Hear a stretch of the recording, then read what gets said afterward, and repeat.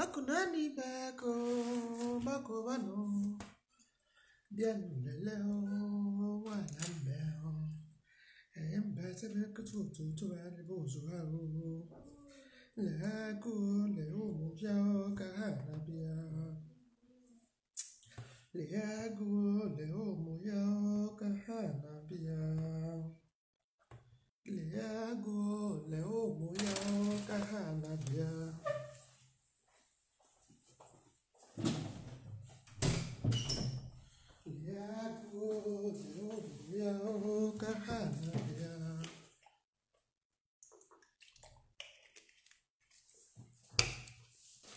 ụmụ ibe ekene m ụnụ ụmụ ibe anyị ekene ụnụ anyị si udo dịrị n'ụbọchị nke taata. Anyị nwabụ ndị ndozi ọdịnala Igbo ndị kwere n'ihe otu kwuru.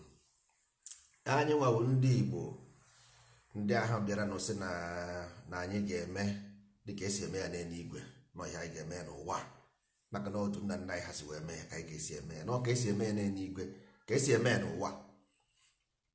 Na anyị ga-ekenegodo ekene orie kene afọ kene ngwụ kene ndị mbụ kene ndị ọkwụ na ndị ekene. Ụmụ ibe enwere ihe anyị ga-ekwu bifo anyị ebido ihe anyị na-ekwu. Anyị chọrọ ikwu obere okwu ihe gbasara dis media mara na amara na ya ahụhụ CNN nke anyị ji ahụ BBC, anyị ahụhụ professional media broadcasters. Ihe anyị na-eziwe ozi ọma. Ọ bụrụ na mgbe ọbụla anyị ji mesịa ihe anyị na-eme, anyị ga-enwe our own media team, media department, ndị ga na-afụ maka media. Mmadụ agaghị agbache eche ọrụ a dịara difficult agba eche, ịghọtago. Mana ọ dị ịmago na anyị ka na-azụ ndebe anyị azụ ịzụpụta ha according to ihe anụnwa anyị na-eme. So ọ dịara difficult na mmadụ ije na-ekwu this thing or easy like that.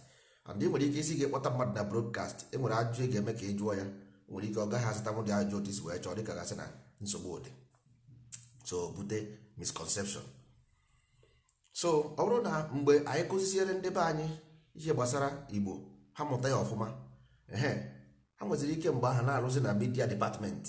So anybody can, anyị emego na Nigeria bụ isi mmadụ ka ha jee interview unu fụsị small error, and the small error ha because ndị iro bịa ha na-asọ ihe a na-achọ ebe a ga-esi ejide gị, maka gị na mmadụ na-anụ ọgụ ebe ị na-achọ iji ejide ebe o merụrụ ahụ, because ejide ha ya ebe o merụrụ ahụ ọfọ ya ụfụ ọsọrị nda. So o nwere ike idunye mmadụ ka ọ gaa interview based on ndozi ọdịnala. Ruo ebe ahụ nwere ike enwe ụdị ajụjụ ọ ga-eme ajụọ ya, ọ gaghị asụtachi ọfụma, ndị ahụ kwesị ebe ahụ jide. So ya mere anyị adịghị consistent na media broadcast anyị otu anyị kwesịrị ị na-abịa. And ọ gwara ya mere sometimes anyị sị ka anyị connect ya, nwere ike distract ya ihe anyị na-eme, because anyị abịaghị for, nwere ndị bịara for fun, ịghọtago. Ha enweghị destination, they can do whatever they want. anyị agaghị emenwe ihe ọbụla anyị chọrọ ime, because we can't. Anyị if we just play a bit, anyị agasasịa ihe niile. So we must be consistent and focus n'ihe anyị na-eme. So ka unu ghọta and also bear with us na, because enwere ndị na-eme expect ka ọ dịka CNN ebe a na-asị asị, ọ ka ọ dịka BBC ebe a na-asị asị, ebe a na-ete okwu mmanụ. Nwanne, it can never be like that, because ọbụrụ anyị na ha abụghị the same ambition ka anyị nwere. Everybody nwere their own ambition and ihe target. Personally, our own ambition anyị bụ to establish the Igbo institution as we have it before. That is the ambition. So we must work towards the ambition. So people like when I expect ka anyị mee something different na abụrụ ihe anyị bịara. So our achievement, our aims and achievement must be towards and focus anyị ga-awụ towards achieving Igbo institution from this thing ebe, from religious aspect to traditional aspect to culture to local governing body to finance to commerce and to health. Ihe ahụ normal, every human race kwesịrị inwe ya, because number one, anyị nwere n'ala Igbo ndị a na-akpọ ndị eze. Njụkere na ajụjụ, kedu aka ọrụ ndị eze? Ọkwa ọchịchị eze na-achị ọchịchị, na ndị eze ha nọ n'ala Igbo, kedu aka ọrụ ha? so onweghị mgbe m na-ekwu maka ọchịchị ga-esi n'elu wee daa. That means ọ dịbu die before, ọ dị die na because ọnwụ na ọ bụghị ya, kedu ihe ndị eze na-arụ? Bụkwa ha kpụsi Royal Highness yiri nkarị arịa, kedu aka ọrụ ha? Ịghọtago? So onwere ihe m adịrị new here. Ịghọtago? Financial institution ndị Igbo nweburu ke nkwụ na atụ meeting na village na every Christmas, ụna anaghị atụ meeting. Onwere n'ime ụnụ anaghị atụ meeting na ụmụnna ebe a? Ajụjụ ka m na-ajụ. Enweghị onye n'ime ụnụ, mana enwere ike a na-ekwu this thing duto na ịdịghị used to it. Iche ma enwere na ọ bụ something a na-achọ ime invent from outside. Mba. Ịghọtara? So ịzụ ahịa, ndị Igbo na-azụ ahịa since ụwa. Kwụ na-aga na village, o nwere eke na orie na afọ na nkwọ ebe ọ na-azụ bụ ahịa azụ before. So o nwere ihe dị strange there. Hospital, health issue, o nweburu mgbọrọgwụ, o nwere mgbọrọgwụ. So na-aṅụ ọgwụ, o nwere ihe na-akpọ ọgwụ Igbo. That means ọ bụrụ na e nwere ọgwụ Igbo, that means e nwere people na-eme ọgwụ Igbo. So all those things bụ ihe ghasara aghasa. Onye ka anyị nwa bịara to re-establish this system. Ọ bụrụ something si n'elu, o nwere ihe ọfụ dị ebe a. There is no new thing here. Ịghọtago? Ihe anyị chọrọ ịbịa bụ ihe mebiri emebi ka anyị bịara idozi. That is why we kpọ anyị ndozi ọdịnala. Enwere na Igbo concept, enweghị ndị a na-akpọ ọdịnala. Ọdịnala wụ a concept, ọ bụrụ mmadụ. Ịghọtago? Ọdịnala wụ a concept, not human being. I cannot say that na awụ m onye ọdịnala. No, because ọdịnala is a concept. So ihe m ga-asị awụ m onye ndozi ọdịnala, na m chọrọ idozi ọdịnala anyị mebiri emebi. Because ị gaghị asị mmadụ na ewe onye Christian. Ịghọtago? Ị gaghị asị na iwe religion. Ị ga-asị na I am a Christian, ewu Christian, but ị gaghị asị na awụ m onye religion. It make no sense. You got that? So in Igbo cosmology, that kind of everybody on this earth, onye ọbụla nwere their own rules and regulation. Enwere ihe ndị Africa na-eche today. Ndị Africa na-eche na life individually is separated from, that is, for example, enwere ike isi ị na-azụ ahịa, onye a na-arụ ọrụ aka, but na every country there is connection between onye na-azụ ahịa na onye na-arụ ọrụ aka, because onye na-arụ ọrụ aka rụsie ọrụ, ọ ga-eje na onye na-azụ ahịa jegoro ihe. Ịghọtago? So mgbe onye ahụ na-azụ ahịa ihe emebie na ya dị, o je miti onye ọrụ aka ahụ, onye ọrụ aka ahụ abịakwa n'ime ahịa bịa goro ihe ahụ wee je doziri onye ahụ ihe ahụ mebiri emebi. Ifụ ka ihe tọsụ wee connect ya na onye ọrụ aka ga-aga na shop na ya dị onye na-azụ ahịa doziere ihe mebiri emebi. Onye na-azụ ahịa aga na nke onye na-arụ ọrụ aka gote ihe ọ ga-ere n'ahịa. Ịghọtara? Ifụ dị connection between, so enweghị separation in anyone. Ịghọtago? So in life, these things will package, all package or complete package. There is no one separated from anyone. No, because ndị form political structure bụ ha nọ n'otu a wee mee plan. Everything of if any execution has been planned and executed. Ma even sit at home and eme today. You got to go. Ma before, every single thing has been seated, discussed and executed. The way in case made by surprise. Anything once if na television and ekwu is been discussed. You got that? So ihe ndị be anyị ga-ama bụ na nwere one thing ndị be anyị kwesịrị ịma. These things all the very very important. Now aga m enye an example before I go to the broadcast. Enwere ihe a na-akpọ meditation, but ndị be anyị chere that thing bụ from Buddha or from China or from no, don't get it wrong. Meditation is worldwide. O nwere ndị ọ bụ nke ha. Ihe a standard way of life. Why? Let me tell you why. Now enwere ihe a na-akpọ road worldliness. Road worldliness. Gịnị ka ọ bụ? Road worldliness bụ ihe mere creation na this motor dey capable of moving in public road. That means this motor ga-aga mee service ka o nwee ike ịga na road. Ọ bụ ya datin ka na-akpọ meditation. Ndị Igbo na-akpọ ya ịkwụ ikiri. ịghọtago ikwu ikiri. Then ndị nke ọzọ na-akpọ ya chakra. Onye ọbụla nwere ihe a na-akpọ ya. Ihe datịrị na-eme because nke a bụrụ n'ụlọ ụka ka ị na-eje, no, ị ga-aga a specific place to service yourself. Service gị na-eme onwe gị datịrị service ka ị wee dị worldly. Ọ bụrụ just ihe ọbụla ekwuru iwe aggressive response, aggressive reaction, ịghọtago.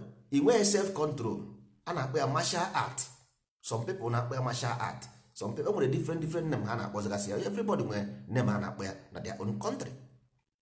Mana ndị Igbo chekwa na ikwu ikiriwu mmadụ because ịma na unu si anya onye ha na-eme ọnọdụ ofu ebe omeisie, ịghọtago. Ọkwa ihe nche na-akpọ ikiri, onweghị onye na-eme isi ndị egbuo ndị a biko ihe ndị a megoro mmadụ na iberibe, ịghọtago. So ndị be anyị chere ikwu ikiri wee nọdụ otu a omeisie, ịghọtago. Although na in your brain you close your eye and stay silent, ị na-eche echiche, ịghọtago. So onwe isi ị na-eme isi. So this thing dị na every culture. A na-akpọ ya self discipline, a na-akpọ ya self discipline. So all service for you to be able to go into society and behave like normal. These things is included in education, or the included in education in ancient days. All obligation for everybody. Martial art is obligation because all ncheke mgba ha na-eme egwu ọnwa unu ga-afụ na enwegasị different kind of like ịkwụ nchara, ịkụ ụgba, ịgba mkpọkịtị. All those things are martial art. Ihe unu na-akpatịrị ọgwụ today ma ọ egwu unu na-akpa egedege. All those things are martial art. Ọ bụrụ na ọ bụ ya gịnị wụ ụgba unu na-akụ nchara na amatu fensi, ịghọtago. O wee kọ ọkpọ, ịghọtara. Ọ ịgba mgba. All those things are martial art. But today na-enwezighị onye ma ihe ọ bụ, ihe ọ bụla a na-ekwuzi a na-echekwa because na half their mindset wụ na western country, everything west, everything China. So ha believe na enweghị ha maduto na ha enweghị education. It's pathetic na ya enwere fundamental way of learning our own culture. Is it maybe amam kunu si ghọtara atịrị, but all pathetic. That is why our people, you cannot criticize them, you cannot tell them where they are wrong, you cannot tell them where they are right because they have self control. They cannot control themselves. Ihe ọ bụla ị gwara ha ewebe iwe. If you tell our people something they do wrong, ewebe gị na ha esemokwu. Ị gwara mmadụ si ya nwanne ihe ị na-eme adịghị mma, gịnị esemokwu? Your intention is not ka gịnị esemokwu. Your intention was ka ọ correct ihe ọ na-eme wrong. Finish. Just ka ọ correct ihe ọ na-eme wrong, ọ gwụ na ịfụrụ mmadụ ka ọ na-etinye aka n'ọkụ isi ya nwanne ọkụ anyị na-eti ga-adakwa gị ọkụ. Nwanne ịchọ iti eti ịchọkwa na ịchọ iti hapụ. But onye agbara gị datịrị ọwara ntịrị gị na ya isi okwu. Ọwara ntị anything. Ya wụ just mmadụ nyere gị advice. If you like, you take. If you like, you don't take. It's as simple as that. But because ihe kọsụrụ destiny bụ na anyị enweghị disciplinary structure. This ikwu ikiri wu disciplinary structure. All the 7 in number, 7 processes, which the same 7 processes ka mechanic na-use in mechanic were service a car. The same 7 principle ka mechanic na-aka ibuje moto gị na mechanic. The same thing ha ga-eme mechanic ahụ mechanic na moto gị. All the same thing ka ị need ime onwe gị.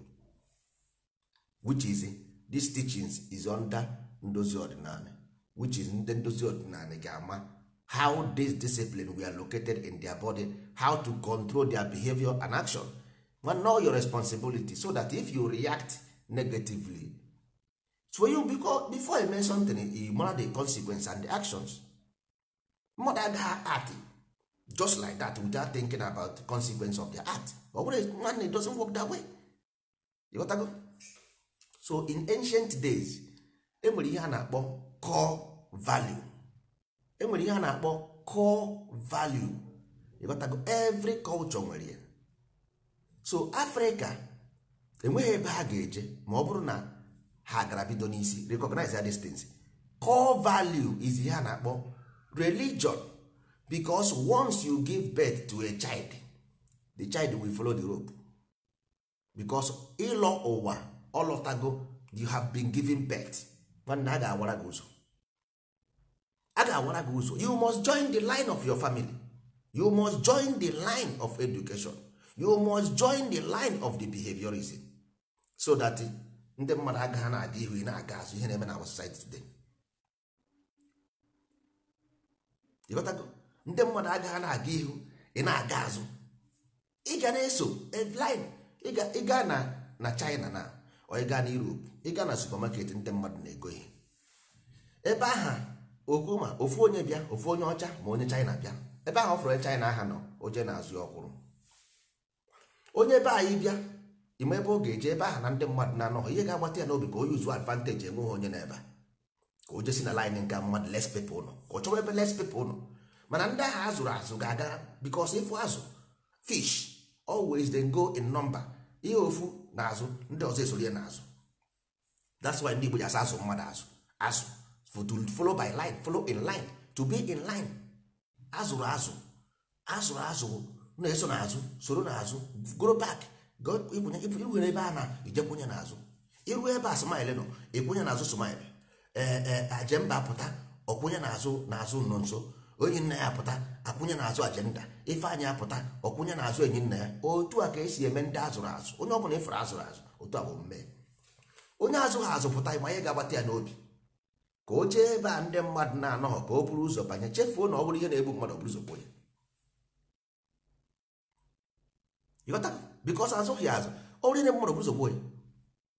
Mana ichekwuru na azụ at least o buru ụzọ gbuo ndị bụ ụzọ wee nọdụ before at least before o gbuo onye, because ị maghị ya na-akọpụ dị esinsi. Ọ dị ka onye fụrụ ebe a na-agba egwu ọ naghị anụ ihe. Onye nne ntị chiri fụrụ ebe ndị mmadụ na-agba egwu ọ naghị anụ ihe. Ọsụ aka a na-agba usoro agbaba egwu before ọ mara ihe na-eme, onye ọzọ apụta soro ya gbaba. Chefuo na ndị na-agba egwu ahụ amaghakwa ihe egwu na-akụ ihe ọzọ, na-agba ihe ọzọ. Ịghọtago? So religion abụghị because mgbe ndị nwa bekee bịara n'Africa, because their intention was colonization. To change your way of life. That is what it means. Because if I want to rule you, I will first of all rule your mind. So if I program your mind, then I will go home and sleep. You got that? Once I give you a program, it's like if you put Windows Vista or XP in a computer, you don't have to worry. The computer must surely work with the program it in. Whether you if you like, you program and go home.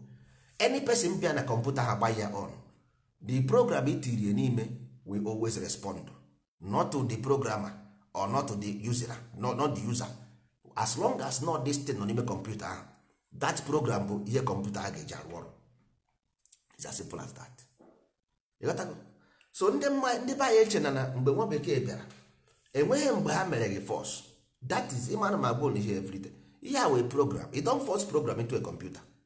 Ị na-ewere the computer that program itinye na CD ịpịa ya ọ sị gị reset ịpịa reset. Ihe ọbụla ọ sị gị pịa ịpịa. So once ị mụrụ nwa ọfụrụ, it's just like their brain is capturing. It's just like snapping picture. You got to go. Snapping picture. So once elephant, ị nwere elephant nwa ya, elephant depends on their mother always, just like human being, then depend on their mother for us. So once you wepụrụ nwa elephant ịnapụrụ ya nne ya, the elephant become useless forever and ever. You got that? So the same thing with human being. Human being need the nurse. That is only when you have the potential of human being, when you nurse them. If you nurse them, you have the potential. If you don't nurse them, you have the worst of them. That is why they created religion. So in Africa today, Guam one single culture in Africa nwere their own ancestral religion. Because mgbe ndị bekee bịara na ekwentị ọfụma, mgbe ndị bekee bịara ha bịara for colonization. Ha because nwere ya na-akpọ before you go a colonization conquest, ị ga-create strategy. You don't wake up one day, jump into people's society and begin to colonize. You must design a complete package ka ị ga-esi wee meditate. So now ị ga-design thesis, antithesis and synthesis. So now ha bịa ha eje corrupt some people with their culture, that basic culture, that the same culture, they will corrupt it. Ha corrupt ya, ha use ya as weapon against the society. Gwa ha na ọkwefuru ihe ndị a na-eme, this thing is evil, while ọnwa create you. That is not what your father does. You got to go. They created this fake because even na-akpọ ihe ahụ na-eme today as Igbo culture, 99% of them was created by missionaries, so that your people will run away from it.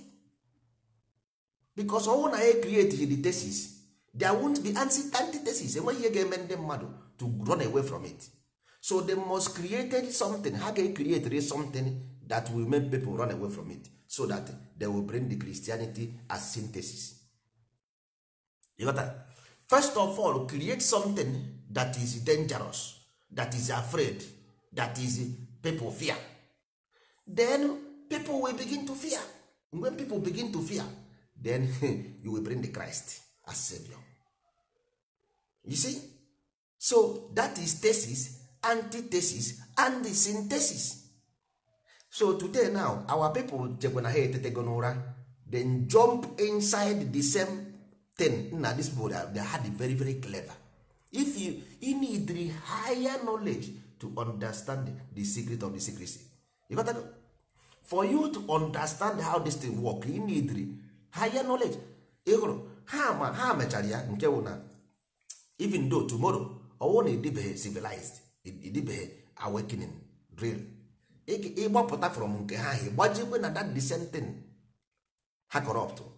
Ha ma na ị nọ die mgbe nke ọ ga-adịzi worst, because inwego double mind. Isi na nke a banye na nke a, sikwe na ya batakwa na nke a. That means mgbe ị ga-apụtazi ọzọ, ị ga-awụziri worst person ever. But ha ma ịgbabasị ya na data ọrụ anụ ha create, that you will come out, because there is no information there. They created empty place. There is nothing there. They created this thing. I'm just will show with proof how they make it. I'm has to create this things. They created it. Enweghị mgbe nna nna anyị bịara sị gị na-egbu ọkụkọ. Enweghị mgbe nna nna anyị gwara gị that thing. Ihe ahụ ndị ụka, because ha need something that will make you afraid of that culture. Enweghị mgbe nna nna anyị bịara sị na that this Amadioha ma ọ bụ Chukwu ma ọ bụ Chineke ma ọ bụ ogwugwu na nke a bụ arụsị. Enweghị mgbe nna nna anyị ha kwuru that thing. But ndị ụka created this thing just to make you afraid of the culture. Enweghị mgbe nna nna anyị ha pụtara sị arụsị eme nka, arụsị eme nka. Ọwụ ndị ụka created those places na-akpọ shrine and all those things. Because if you don't have that, enweghị ihe ga-eme gị ịpụta from your ancestral heritage. Enweghị ihe ga-eme gị ịpụta gị. But ha created this fake something, because ndị a nọrọ ọdụ, ha nọchara more than 100 of years na your society. They stay 100 of years in your society to master it.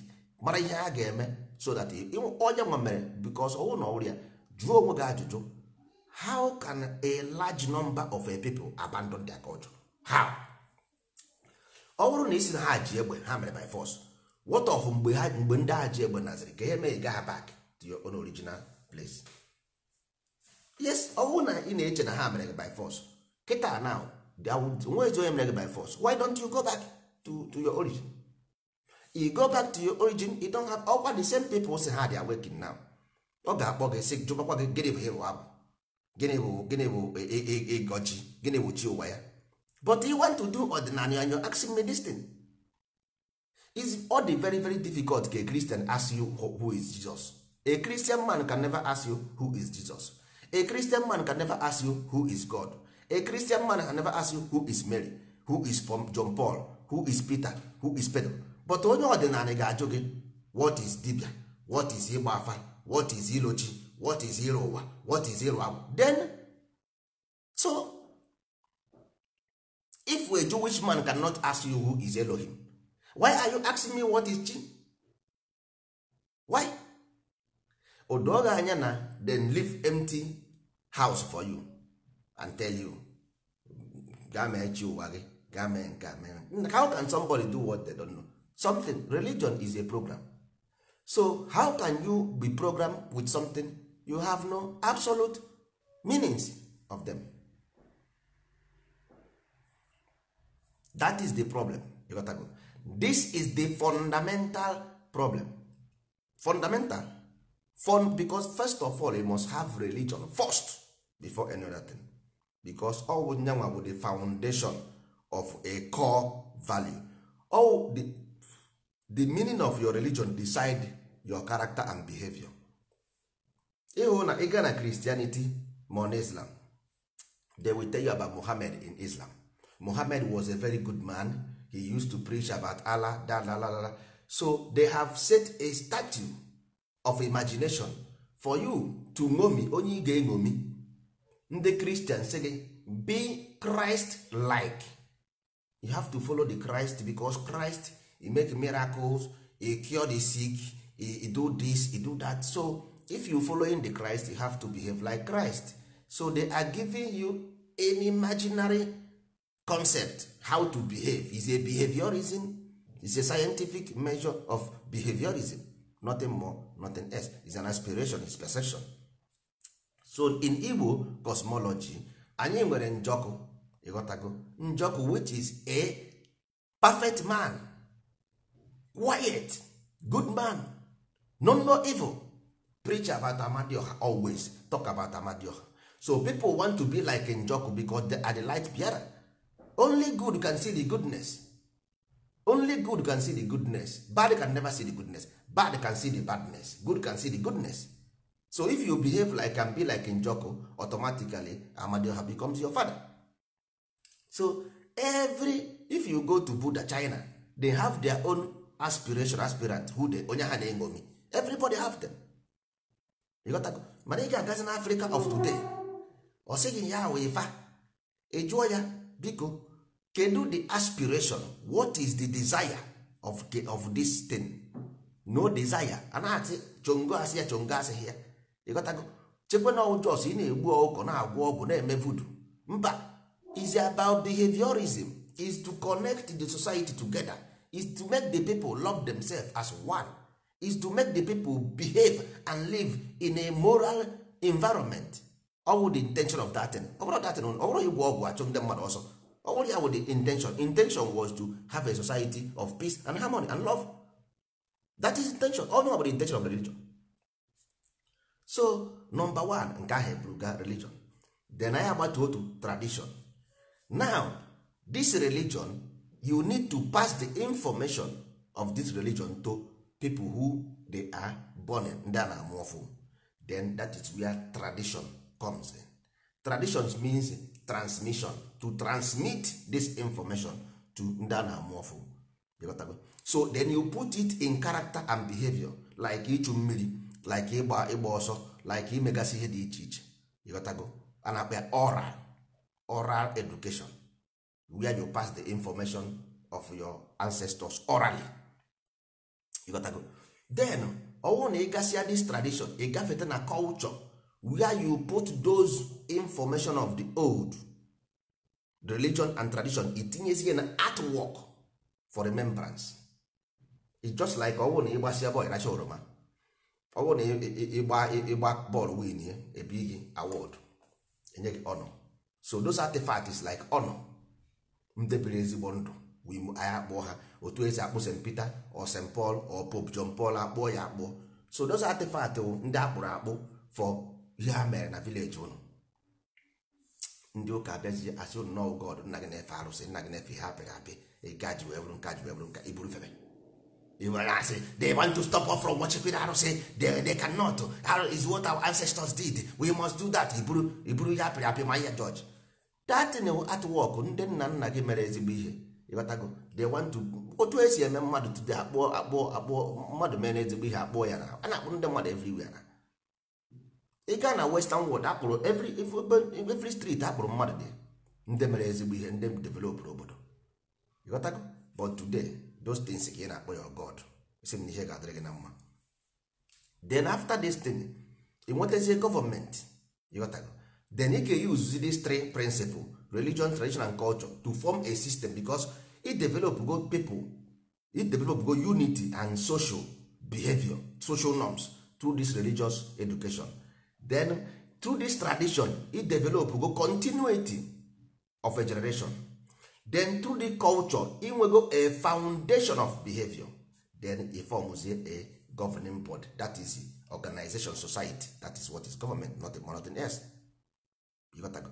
So ị gaghị enwenwu a decent government or decent society without having these three things in place: religion, tradition and culture. If you don't have three of them being together as one, you can never have a running society. It doesn't work. It can never work. You can never have them. Never. It's impossible. You got to go. So, and if you have this society, you must have what we call financial institution, so that unu ga-enwe na village unu ga-eji nwa aka unu rụọrọ onwe unu ụzọ, rụọrọ onwe unu mmiri, doziere onwe unu bụ unu na aka unu na-atụ ụtụ, unu na-atụ ụtụ na village unu na-atụpụ ya atụ. But ọwụ na enweghị this religion, enweghị this tradition, enweghị this culture, enweghị this society, ọ gara difficult to ịtụ ụtụ. Unu tụ ha n'ụtụ ofu onye erie ya, ụtụrụ inu na-atụ ga-efu, a ga-eri eri. You got to go. Unless me when this four destiny, because this four destiny is like a program that develop a kind of human being. It's a kind, and a type of person, the person they produce. So mgbe losing a level of contribution to build a society, the dream will come true. But if you dịka nwaanyị dị ime nwere miscarriage, ọwụ na ị gaghị these three processes: religion, tradition and culture, Ghana society building, then you have miscarriage. When you come, the government will betray you, the financial institution ga bere go rie ịtụ ya nye ofu onye orie ya. You got to, because of nwere social norm, nwere any social norm nọ ya n'ime, enwere ihe jikọrọ gị na ya, what ihe eme na Igbo today. So from that place, after this thing, unu create there akpọ commerce, because unu create go people through this religion, multiply them through tradition, triple them through culture, multiply them again through a society, then create financial, which is taxpayers, then have commerce. You create here na consumers. Now you have to go to production, because you can see this first step, you will go consumer, then you base commerce. So ị na-akọpụta nri enwe ndị na-ego ya, because ndị anụnwa ezoro with one religion can never go other place to eat, because ha believe na ndị ha nwere ike poison ha, because their belief system, the difference, they live a kind of life that ndị ahụ anaghị ebi, so ha na-atụ ndị ahụ egwu na ndị ahụ nwere ike ime ha ihe ga-adị ha mma. The same thing with tradition, the same thing with culture, the same thing with society. Then in this finance and commerce, you will be the beneficiary of your own institution. Then ihe ọzọ ị ga-emezi, how do you make sure that non the healthy, unu create a health department, because all this religion, tradition, culture, society, finance, unu ga-enwerịrị ndị akara aka ha bụ ihe gbasara ọgwụ. They will provide medicine for you, because akara aka onye dị iche n'iche. Etinyekwa education ebe ahụ. Ihe m na-agwa gị ihe ahụ simple method of life. Education might come later. You got to go. So you begin to separate people according to their behavior. So unu etinye ha n'ihe dị iche iche. You got to. To have a society, you need a government. And maybe we everything ndị mmadụ aghọta ya. You don't need the government, because ndị mmadụ ha chekwa n'otu anyị na-ekwu ihe nwanne. The last thing unu gee ntị ọfụma, the principle and the creed of Igbo society wu akpọmasị. We don't do it. Ka were ebe a ihe anyị na-eme, onye ọbụla violate that creed from those ọdịnala ọpụrụ ndozi ọdịnala. Ịghọtago? Enweghị onye anyị kpọrọ anyị sị n'ala Igbo ihe ọ sọkwara gị na-eme, because our intention is to free you from ihe ọjọọ. It's nothing more than else. Enweghị mgbe anyị ji hate you because of your behavior or ihe ọjọọ ị na-eme. No, never. Ịkpọmasị dị against our rules. Ị na-abụ ka anyị na-ekwe ezi omume, izu ori, ama ụgha, ama asị, ịkpọ asị, we don't do them. But ọwụ na ikwuo something metụtara gị ọwụ because of na ya like gị, ị gaa na classroom na-akụzi nkụzi, nwere ike ede na akwụkwọ si na Mongo Park discover River Niger. Nwere ike ofu onye student ebinye si teacher biko ka njukene before Mongo Park abịa na River Niger, ọ na-abụ na enweghị ndị bi ebe ahụ. This thing emenihi na teacher is wrong. Ihe na nwanne ọ kwesịghị iwu teacher. Aga m ajụ na ajụjụ nụ Mongo Park bịara na River Niger, ọ na-abụ na enweghị ndị bi die before ọ bịa. Ọwụ na enwere, kedu ihe o ji wuru Mongo Park discover ya? Ndị agha nọ ebe ahụ gịnị ka a na-akpọ ha? Ndị a bụ ị ga-eme ngwa ndị by this thing ha si ọwa akpọmasị gị na ha esemokwu. Ị na-ajụ ese nwanne, enweghị ihe a na-aza esemokwu n'ụwa. Gekwe ntị ọfụma, ọwụ na ị gaa na football team, enwere division 1, nwee division 2, nwee division 3. ọwụ na inweta point you need to be in division 1, you be in division 1. If you don't get the point, ị baa na division 2, ọ bụrụ esemokwu. Ihe mere enwetaghị the point because a disagreement is just like opposition. Ọwụ na ị gaa na political party, ị ga-ahụ na enwere ndị asị na we will build the bridge, ndị nke ọzọ asị agagharụ bridge. Ọwụ ha enemy, ọ sị gị isi a ga-arụ bridge a ka ebe a ga-esi eweta ego ga-eji arụ ya. Isi a ga-ebiri ego, ọ sị gị ibiri ego onye ga-akwụrụ. Does that ihe ọ bụ enemy? I don't know when our people will grow to understand that disagreement is part of life. Disagreement abụrụ ese ọ bụghị iwu bụ na nọ nso kwuo destiny. No, nna nwanne, ebe ọ bụ na o ruoro gị banye ọwụ nọ division 2, ị ka na-agbakwa bọọlụ. Division 2 na-agbakwa bọọlụ, division 3 ka na-agbakwa bọọlụ. Ịghọtago? O nwere ike ha agaghị agazi champion, ha agaghị aga Champions League, ha agaghị aga European League, but ha ka na-agba bọọlụ. Ịghọtara? So if you disagree with somebody, it doesn't mean that na onye ahụ kpọrọ gị asị ma ọ bụ gị na ya na-ese okwu. No, give your one. Ihe ga-eme gị isie ike n'ụwa dị strong bụ criticism. All criticism ga-eme gị ịdị strong because you will found your error and correct them. You got to found your error because ndị mmadụ eme ha na-akpọba ihe, eme ha na-akpọba ihe. Nwanne ke were onye na-akpọ mmadụ ihe, o gosiri na you can never stand something. You got enweghị onye na-enwe aggressiveness na ndụ ya, enweghị onye na-enwe the bad side, enweghị onye na-enwe evil side. Everybody have them. Enweghị onye na-enwe problem n'ụwa, everybody have them. But gị nwa nke ji wụrụ mmadụ, ịnọ na a society where different kind of human beings are.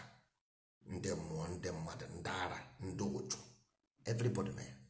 So you must learn how to couple with these things. Nwanne wụrụ nna m ọha, ị gaghị abụ nna m ọha because it will isolate you. So ndị be anyị kwet owegodi gị iwe, mmadụ gwego okwu owe gị iwe, ịmana iwe na-ebi, iwe na-aba aba, iwe na-ada ada. Ịghọtago? Ndị Igbo si iwe gị dị ọkụ dajụọ, iwe gị iwe wesị ego ga-ajụkwa oyi, ọ jụọ oge oyi jụkwazi onwe because iri ya atịa mgbe aha iri ya atịa sport nwere ike get it wrong. Ịghọtago? Gbatị nkịtị naba jee zuo ike mee ihe ọzọ, iwe gị jụọ oyi, ichezie datị na-eche. Ịghọtago?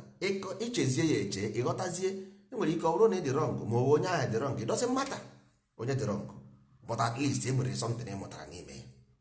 Ji aka gị tụọ onwe gị ndụmọdụ, ji aka gị tụọ onwe. Oh, because na emepere school, there is only 2 types of education.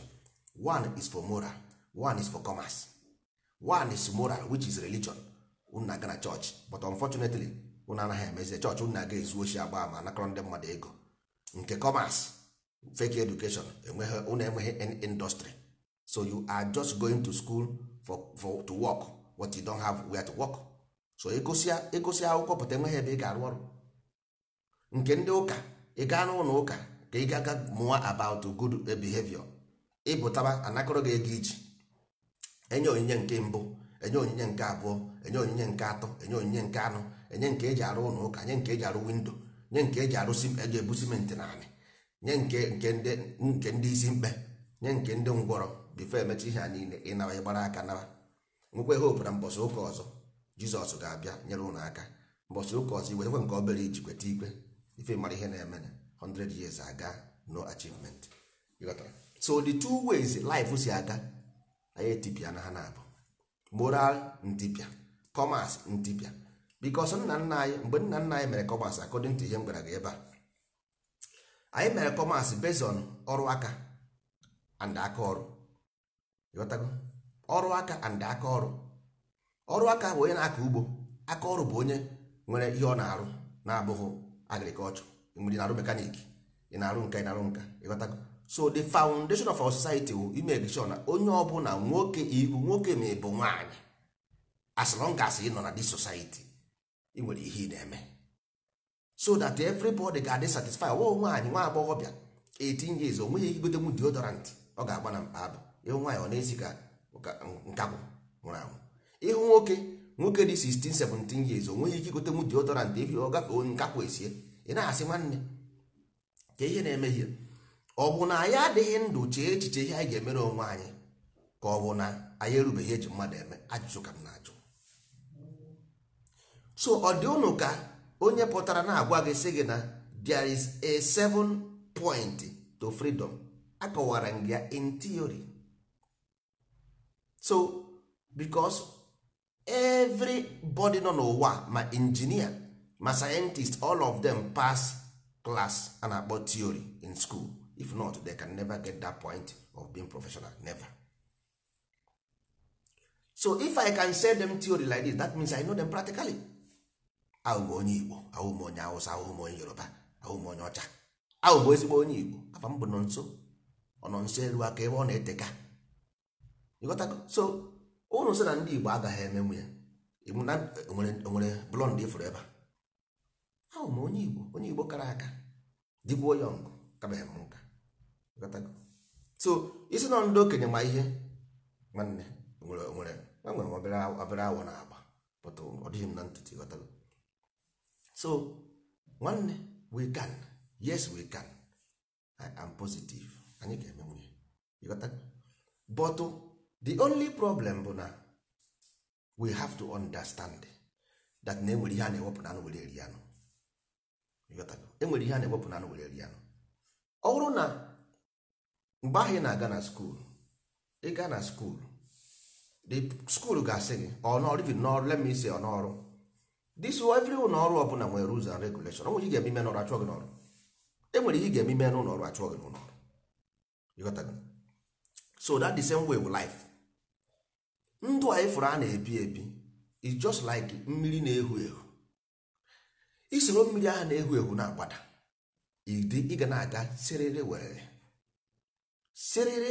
werere mgbe ọ bụ na ịta ọnụrụ bak gwube contrary to mmiri ahụ, nwanne ịtasị ya afụfụ iwere eze kpee ekwere.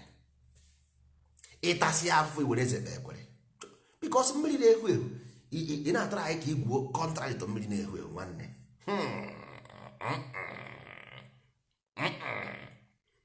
ị ka na-ama ka iwetu aka gị o buru gị ibiri gafee ebe isi wee bido sef, o buru gị gafee ebe isi wee bido, nwanne taa ibidokwana isi again kwa igwu mgbe anyị na-egwu mmiri anyị pere mpe anyị mere ya na anyị jee n'ide mmiri na-egwu egwu na-egwude mmiri na-ehu ehu.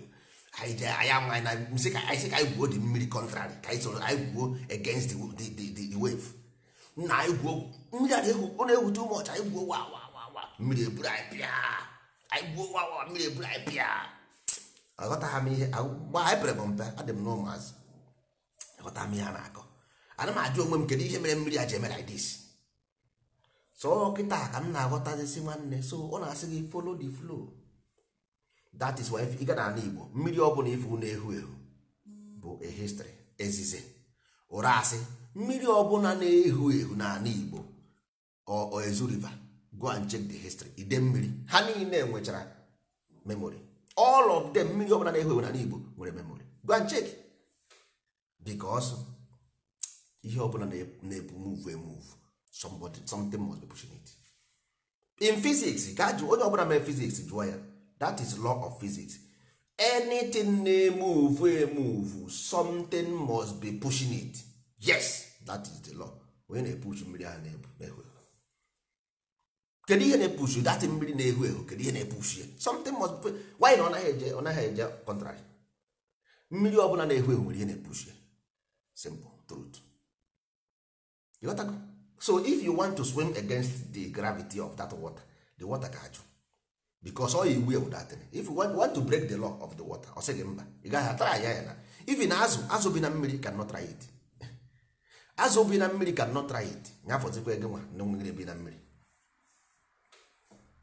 So ụmụ ibe, ọ bụrụ na anyị chọrọ ịma ihe ịpụ ndụ dịka mmadụ, we must do like a human being.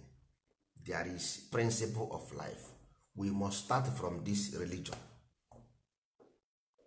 Onye amaghị ihe wụ religion, ekwu na-eme before. Religion mean ịlọ ụwa. Ịlọ ụwa wụ religion. Ịlọ ụwa. You have returned. Ịlọchiga ga-amụgo gị. You have come back. Rejoin. Rejoin ego. You have rejoined. So for you to rejoin nwanne, a ga-eke gị ụdọ na ị ga-esorokwa dị ụdọ.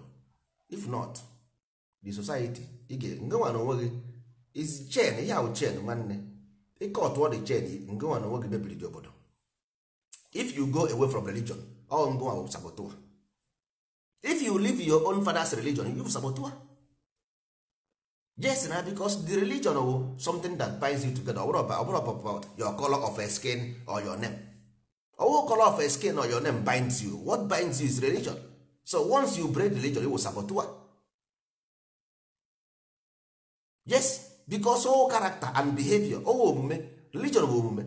Once you hapụrụ omenala mebe n'elu, nwanne i break pene the chain. Ijeje zuo ochi gbaa ama ọ ihe mebiri. Izuo ochi gbaa ama ihe mebiele. That is why onye Islam in Nigeria we can agree with onye Islam in Dubai, agree with onye Islam in Saudi Arabia. Onye Islam Saudi Arabia bụ nwanne nke nwanne na-azụ ụlọ na ibi na fence yo mana iwe enemy. Mana somebody bi na Saudi Arabia bụ nwanne. Can you imagine what religion does? You can use the how powerful in Africa. Do you see the power? Somebody Guinea will never na Lagos. His brother was somebody known as Saudi Arabia and Kuwait. His brother was somebody in Kuwait. Mana ngenwa bi na Guinea bi nebo nekwe do ya nekwe do na ya adịghị. Iwe Guinea bụ enemy. Ọ pụta n'otu ọ sị gị salam aleikum isi ya gịnị ka ị na-asa ihe nwa. But onye nọ na Saudi Arabia bụ nwanne bụrụ enyi ya nwoke bụrụ ihe niile. Isi fugo the power. So ihe ahụ simple amagham our people.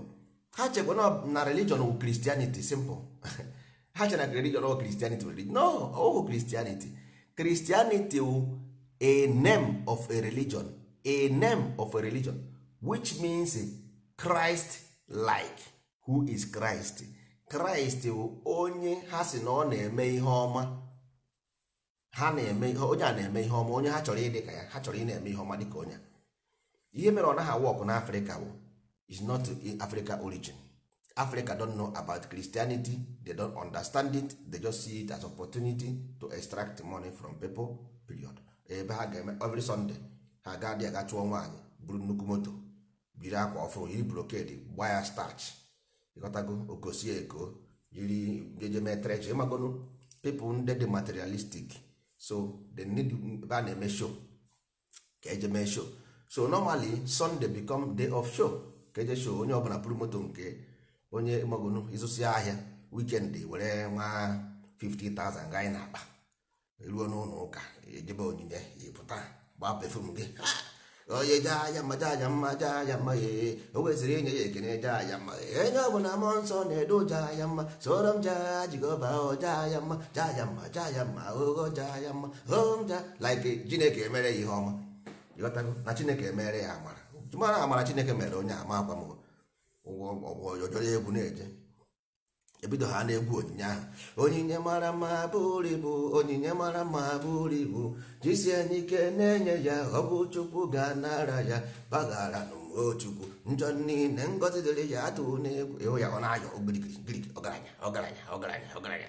Enyi nwoke a na-ese foto mgba ọgaranya na-etu ya afa, mgbe aha na-etu ya afa, isi ya na-ebu ya, o ruo ebe ahụ ọgara aka na akpa bụrụ ego ino jiri akpa tinye, uruo na ya dị nwunye ya jụọ ya nwoke ebe ka ego ya dị, ọ na ya ọnụ bụ okuchie otu ige na ụlọ ụka na bikọs nwere asa ọfụrụ na asa nọ saịdị nke ọzọ na ai, nwunye nọkwa n'ụlọ, ruo n'ụlọ ụka na ai asa ọzọ, ịghọtago, ruo ebe ahụ ma mgbe o ji bukọrọ ego ọ ga na akpa ganye na iko ego, ịghọtara materialism, ịghọta nwanne esomje, ịghọtago esomje ụka esomje ụka, ịghọta onweghị ihe a na-eje eme n'ụlọ ụka sọnde na-abụghị chusho, bikọs onweghị onye n'ime anyị uche ya dị n'ihe ahụ da ma fada na-akọ ihe a fada na-akọ otu nwere ihe anyị ma fada na-akọ ya tada everyday fada na-akọrọ anyị abatago ego buletin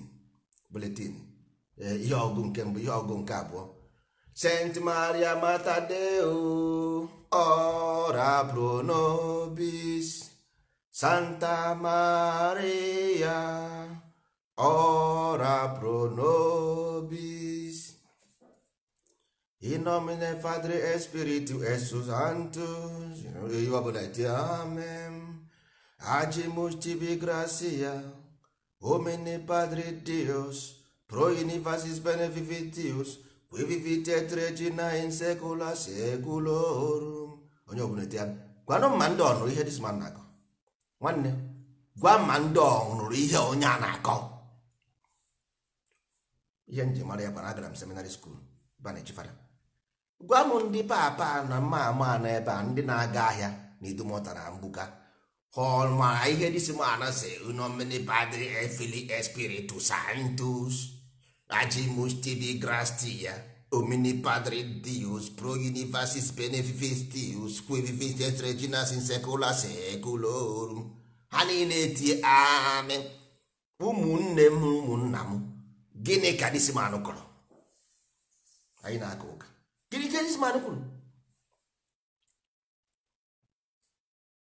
Dominum vobiscrum, et spiritu, onye ọbụla, et spiritu tuo, nwanne gịnị bụ et spiritu tuo? Gịnị ka ọ bụ? Oramus laudate Dominus oriaterum oriatate matae supeta nigeri Domino neteritum Dominus anvoctum neterum. Gịnị ka onye a kwuru? Fada ọsị gịnị? Nwanne fada anụnwa ọsị gịnị? Onye ọbụla ị ga-ahụ everybody ha nọdị ọ dịka ndị eji ọgwụ jide, ọ dịka ndị eji ọgwụ jide na Dominus neterum. Fada ọsị gịnị nwoke? Nna ọ bụ okwu a ka anyị ga-eje eje ọma ahịa, ọ bụ okwu a ka ebele eje ọma ahịa ụmụ ibe. This is the foundation anyị ga-edebere ụmụ anyị. This is foundation. A na-agbara n'Easter na a na-eri rice, a na-abụ Easter just merriment after merriment. Sunday ruo sị gị happy Sunday, happy Sunday, happy Easter, happy. O nwere ike onye eribeghị nri, enweghị ihe ọ na-arụ, no job, no school fees for children, no future, isi m happy Sunday. Kedu ihe dị gị happy n'ime gị? What makes you happy? Ị mụrụ ụmụaka na-enweghị future, isi m happy Sunday, ọ sị m happy month. Why do we na kedu ụdị ihe bụ ihe a? We are not curious, not concerned. Ị mụọ nwa, nwanne a gwara m last time na last broadcast, ị chọrọ ịma ka nwunye gị ga-adị ma ọ ka nka, nere nne ya anya. Ị chọrọ ịma ka nwunye gị ga-adị ma ọ ka nka, na-ekwe nne ya anya. Ine ha nne ya anya, ị mara na obodo ga-adị nwoke ebe ọ dụrụ ibe ya. Ị chọrọ ịma ka ụmụazị gị ga-adị, nwanne destiny debere ha ọgwụkwa ha ndụ. Destiny na-ebi ọgwụkwa ha ndụ, ọgwụkwa ha ndụ. Ụmụ Igbo ọgwụkwa ha ndụ, no sentiment, no emotion, ọgwụkwa ha ndụ. ọ bụrụ na watch ihe m na-akọ here, ọ bụrụ na about Christianity anyị ka adịgo mma, agara m seminary school, so ọ bụrụ na about Christianity mụ nwa ga-ebu ya n'isi, ịghọtago, but it's about life, it's about life. Ndị Igbo si ofu nne na-amụ mana ọ bụghị ofu Chineke, because once mụnụ mụrụ gị you will provide your chi. Ọwụ ndị nwa mụrụ chi gị, chi gị nwe mụrụ amụ, mụnụ mụọ gị mụọ chi gị, onye maka eji wesị gị na ọ bụ ofu Chineke, ịghọtago, because nọ gị mụziri, even mụ na gị wụ nwanne, mụ na gị wụ ofu nna ofu nna, but chi nke m produce dị iche from chi nke gị, ịghọtago, bụ na ofu nne ji anyị. So ọ bụrụ na enweghị ihe i mere nwa, which is na ala Igbo na enwere ihe dị ị nwere ike imenwuru nwa gị, highest idebere ya ego, ọ ga-ata ego ata. That environment you know, you can never live in isolation. Ofo isi anaghị eme ọhịa, ịghọtago, idebere nwa gị ego, the highest thing ọ na-ebu polisi agbagharị. Oge mobile police ana na be nna ya, onye ọbụla nwere ego na Nigeria, ọ mobile police ka o ji aga ya. Ọ gaa na England is not his father's land, ọ na-aba metro dị freely wee na-agagharị na foreign land. Isi ndị ọcha bụ enemy, white man is enemy, white man is enemy. But when you go to the country of white man, you walk on the street freely without any police. You worth millions of dollars. African man who worth millions of dollars came to Western world, na Ghana street with millions in the bank without any single security man, buying a metro, buying everything. After this, the man white man hate you. This white man know how much you put in their bank. Hammer. These people na-agba gị, their money in Western bank is in $1 trillion, but then come to Europe, because once you enter Europe adịghị ka Africa. Once you enter here, government bara ịbata olesi ma ịgbara mmiri wee bịa, even ịma mmiri wee baga ejidekwe gị na sef det go gafa gị, ị ha flight ahụ, the whole program onye ga flight dị na system.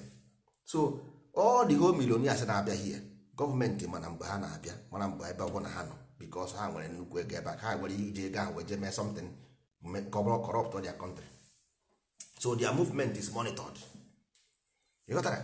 But ha ga-adị free na-aga na this place, ha gazi ebe nne na nna ha, ebe asị the society they built as a government, they are the governor of this place. Ha nwa na manage. It's like somebody giving you a company to manage. When you go into the company, you use security. When you come outside the company, you don't use security anymore. Now what is wrong? So kedu ka mmadụ ga-esi na his own constituency ebe o kwesịrị ịdị free, then o jizie security n'aka gazie ebe o kwesịrị ịdị free. There is something wrong fundamentally. There is something wrong fundamentally in our system, institution. Our government is the people, is the mind of the people, is not cultivated. Our mind is not worked on. We must one enwere ihe ọbụla ị na-eme n'ụwa anyị si ga-emere nothing but asa na akpa alahụ n'ute agreement. Enweghị onye ọbụla n'ime ụnụ nụrụ nwaanyị ya na nwunye na-enweghị agreement. Kama na gị na nne ha enweghị agreement, gị na nwunye gị ga-enwe mutual understanding. Mutual understanding you must have with your wife, with your wife is your partner. So once you have a society, you must have a fundamental value that makes the society what it is. For you to have a society, you must have a fundamental value. It's a must. You don't have option. You must adjust the system. That is exactly what happens in computer, in car. Because imepe engine motor, ị ga-afụ fuel, for oil, for filter, for carburetor, for nkan, for nka, for at the end of the day, the only intention of all these things ka this car will move, and then work together to make sure that this car move. Ka ihe mere car ji move engine. If you remove engine from car, the car will stop existing. So ihe m ji agwa ụnụ this thing, ụnụ mara na Africa adịghị mma. Oh, because of not ịdị mma, because we don't have these fundamentals. Nkwuru okwu here. Number one, religion. Ọ bụrụ na African people enweghị one religion, gee ntị, a na-arụ ya arụ. nwanne ihe ahụ masị a na-arụ masị arụ. Now enwere ihe a na-akpọ Judeo-Christian religion.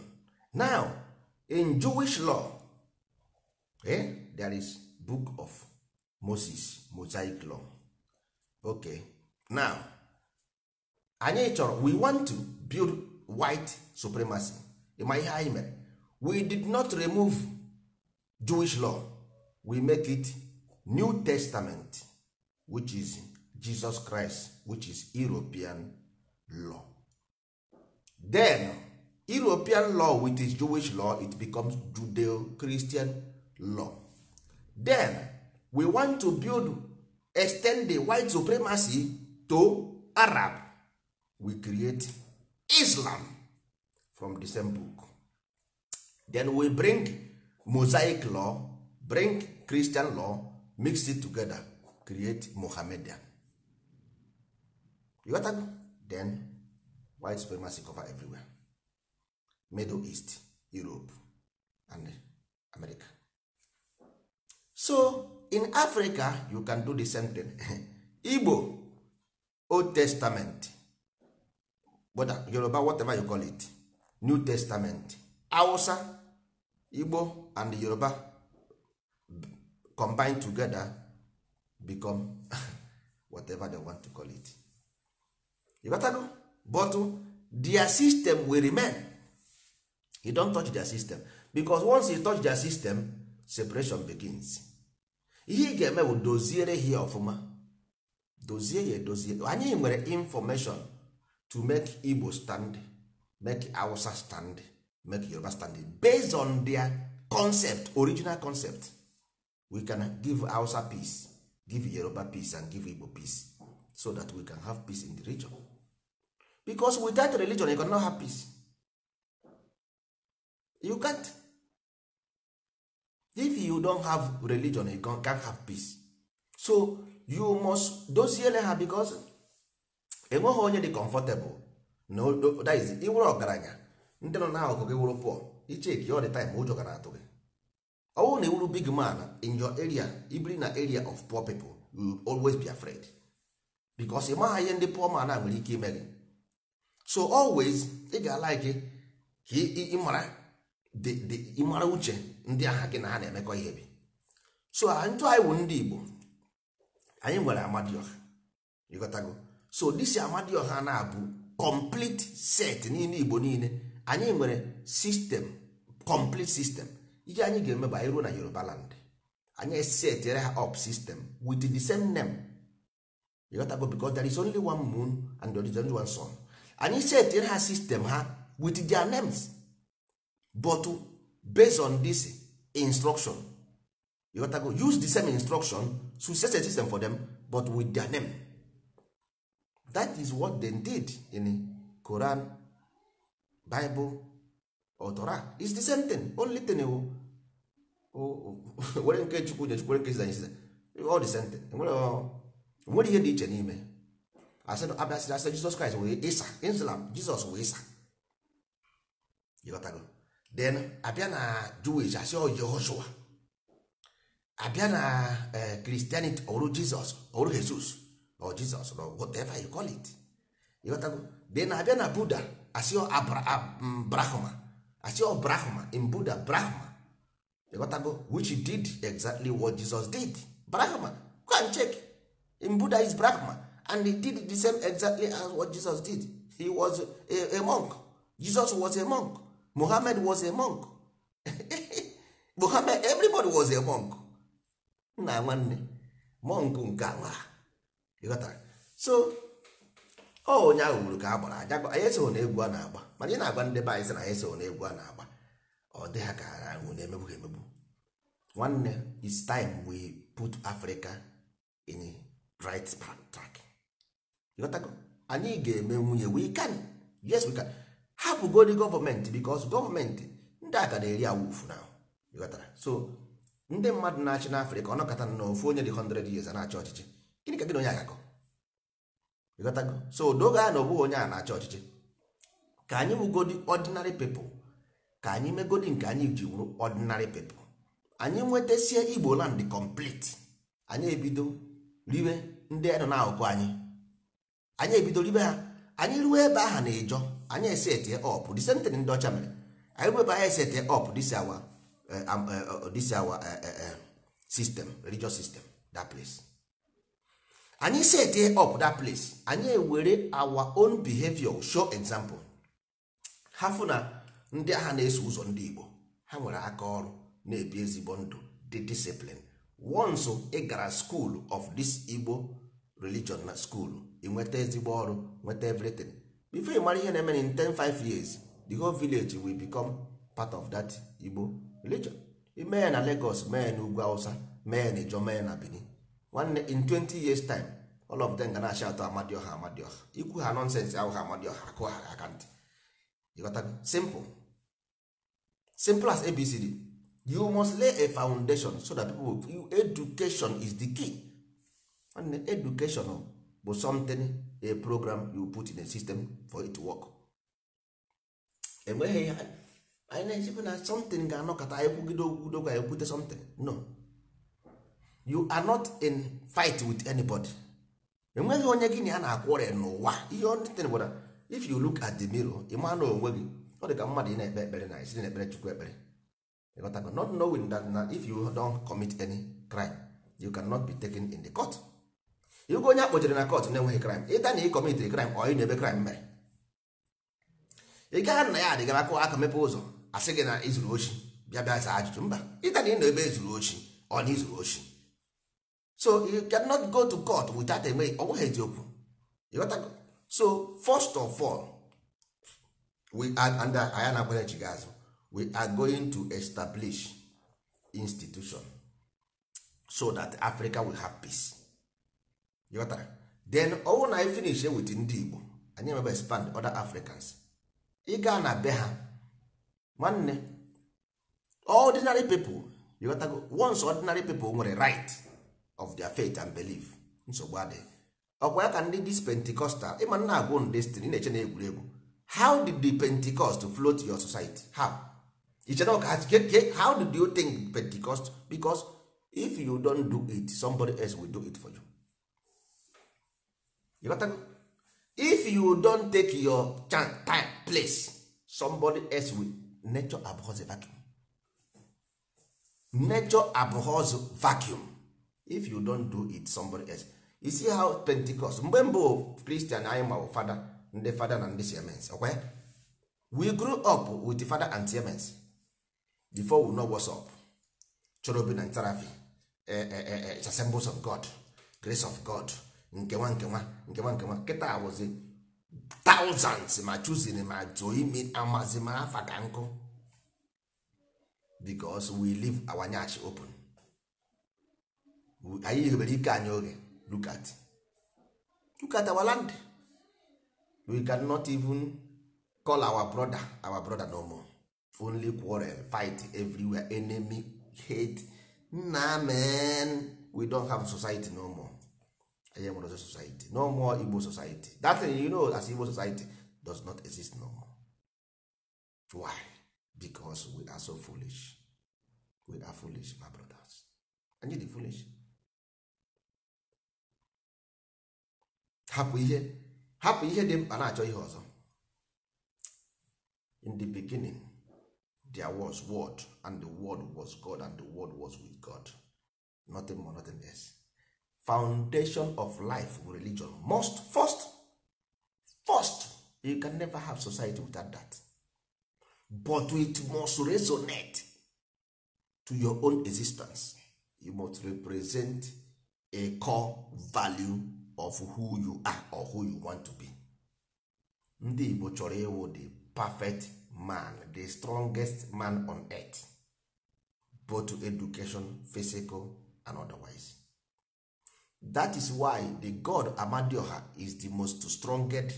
Go and check the history of Amadioha as a god, the strongest.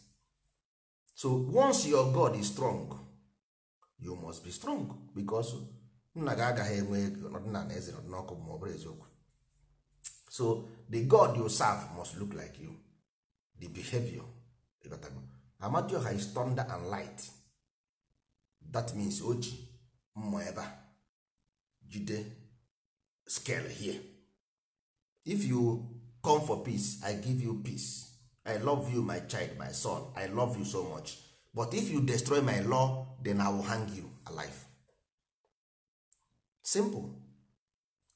Judgment, yeah, justice and order. Enwebeghị any gọọmenti m fụrụ n'ụwa mere ihe ọjọọ ruo ebe a gọọmenti asị gị ngwana ka anyị gbaghara gị. Enwebeghị gọọmenti mere ya. So they will tell you otherwise, but enwebeghị, you can never see any government on this earth. You did evil, when you go to government, then pardon you. No. But you want the God to pardon, but the government don't pardon. Then how then God will pardon you? How? How can God pardon you if ordinary government does not pardon? So you've been tricked. Egburu gị wayo. Nwanne m emere gị pọpị, emere gị pọpị, nwanne m etiri gị wayo, etiri gị wayo, nwanne m etiri gị egede, nwanne m etiri gị egede, nwanne m etiri gị wayo, etiri gị pọpị, nwanne m emere gị pọpị, ihe mere gị pọpị. Iso n'ihe a na-eme. Kedu ka gọọmenti does not pardon but God pardon? How? Asị gị na every morning 7 o'clock, look, the sun is in the same place on yesterday by 7. That means the law does not change. As it was in the beginning, is now, ever shall be. How come if the sun is in one place, my character, it does not the same? No. I must keep that principle. If not, you have to pay for it. Because that sun is there every day. Moon is there every day. That means they follow the law, rules and regulations. If mmiri na-ehu ehu, ya na mmiri ahụ na-ehu ehu for 20 years after, ọ ka na-ehu kwere aka the same area. The same direction na mmiri ahụ na-ehu 20 years ago. Still huru kwere ejekwa the same direction till today. Never change direction. Go to the river Niger, ide mmiri na-ehu ehu. Ide mmiri ahụ still hurue towards the same place. Ọ na-ehukwe until ibisie ndụ nwụọ, ọ ka na-ehukwe the same place. Mụọ nwa ga-ebutokwe mmiri ahụ ka na-ehu eje the same place. Then how come ọ ga-abịazi anyị na-akpazi agwa asị gị God will forgive you but the government don't forgive. All these natural laws don't change, but we change and don't expect reactions. Nwanne mbanụ anaghị akọ ụdị ahụ ka ha akọ na anaghị akọ ya akọ.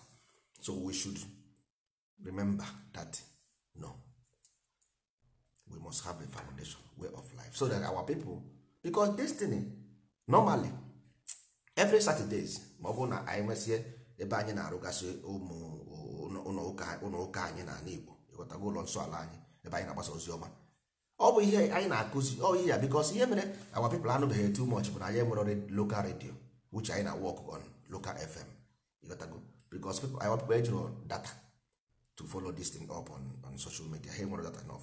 So ndị nidiri ịnụ onu anyị bụ ndị nọ on the ground, but ha ejiro data which anyị na work for FM. anyị nweta nwo FM game close FM educational system game close. So na ụlọ ụka anyị destiny nkụzi anyị ihe ahụ ihe anyị ga na-akụzi, ịghọtago, site na akwụkwọ ntọ na akara anyị. Ntọ na akara pụtara lock and the key. Lock, that is padlock, na padlock and the key eji akpụpe ya, and this padlock agbachiri ya agbachi, ịghọtago. So jidezie the key ga-eji akpụpe ya, and the key ahụ ga-eji akpụpe before ikpọpe ka ị ga-eti ihe n'ime. You can only open a key from inside, not from outside. So these things mean in normal interpretation, lock means padlock agbachiri agbachi means nwatakịrị ọbụla amụrụ ọfụ is a padlock, because o nweghị any knowledge, all the is totally darkness, all the total absence of light, o jiro any key to open his or her destination. Ịghọtago, ji ha akara aka. So all responsible anyị nwa as a society, ndị Igbo ji wee sị gị na ofu nne na-azụ nwa n'ala Igbo, all system na-azụ nwa, ịghọtago. But now you nweghị system, kedu ka onye ga-azụkwanụ nwa ahụ? That means nwa anụnwa the law agbachiri agbachi. That is why then jumping up and down from dibia to dibia ịgba afa, nwanne enweghị mmemme na-aga aga, enweghị ihe na family anyị dị 5, enweghị onye nwere nke ọ na-eme, nke agba nke mbụ ọtụọ n'ogwe, agba nke ịbụ ọtụọ n'ogwe, agba nke atọ ọtụọ n'ogwe. ọ bụ apịara atụ. Nwanne ngwa ka m nwere gị nye example, nwe m nye example. Ahụ m dibịa, ịghọtago. Dibịa means simple a doctor. Doctor is something onye ma about psychologist or onye ma about biology. Just take it just like that, simple explanation. Okay, bịa na arụ adọrọ gị, mụ abụ dibịa doctor, ịbịa arụ adọrọ gị. So ịbịa ajụọ m ka ihe na-eme gị, isi na ịma gị, mbịa gbaa afa. Ịgba afa bụ ime gị lab, mmiri ọbara gị, ịghọtago, mmiri ọbara gị wee jee lab ka mmadụ ihe na-eme gị. Ọbara gị aha m mere bụ na memory gị. Ajụrụ m gị about your life, ịkọwasịara m, just because blood is memory, to know your blood group and everything about you, mara ihe dị problem ị nwere na your organism, sex, you know. So information ahụ ị gwara m mere extract from you, do exactly the same thing with that blood. Then nga na Igbo na that ntọ na akara Igbo na then the same thing, because ihe ndị doctor na use protocol. So that result ahụ na-enweta ọ computer na-enye ha the result. Once ha tiri that lab inside the computer enye ha result of sickness e nwere. So mbịaga n'ime akwụkwọ a the same thing ha na-eme, but nke a manual, ịghọtara. Then nghọta ebe i break si the rules of this magnetic universe. So those rules i break ka m ga-eji wee analyze ya ebe i nwere fault, ihe niile mere iji wee reach to that your condition you reach that time. Then mụa ka ọ dịziri ịmakịzi out ihe wụ your problem and the solution a na-akpọzi ịchụ aja. You got to go to remove those sickness. You got to go prescription, ịchụ aja prescription to remove sickness. Those are oya aha ikwu nọ na ya gị. So we can apply the same thing in a medical facility, we can apply the same thing in psychology, we can apply the same thing in science and technology. You got to go all the same method can use, because science you must extract raw material, purify them, exactly the same thing. In a medical, the same thing. So in everywhere the same method can use, in psychology as well. So if you want to your problem, here remember man analysis buputezie the book Amaigwe. You got to go from Amaigwe and come we dictate here ebe dara iwu ka iwu nke dara. You got to go because life will mathematics. So that mathematics ebe ọ bụ na dara iwu ahụ ị ga-afị ọ bụrụ na ewere dis ya na-eme ị gaa n'ụlọ ọgwụ, ọ bụrụ na enwere ha na-eti mmadụ n'ahụ ụtọ na-echeki maka obi heart movement. So ebe ọ bụ na heart gị nwere ka eleg datin cheki ọgbangụ onye ọ gaghị enye correct line ahụ ọ na-enye, ọ ga-enye a different line gosiri na enwere something dị wrong here. So ha gabazie to that place datin mere mara ihe mere datin ji wee mee, ịghọtago, mebezie gị extra lab. So all from those things ka m ga-esi amata. So ihe m na-agwa ụnụ ihe ahụ is just like ana m cure your sickness. Only if you take them serious, most of you, your problem will go away.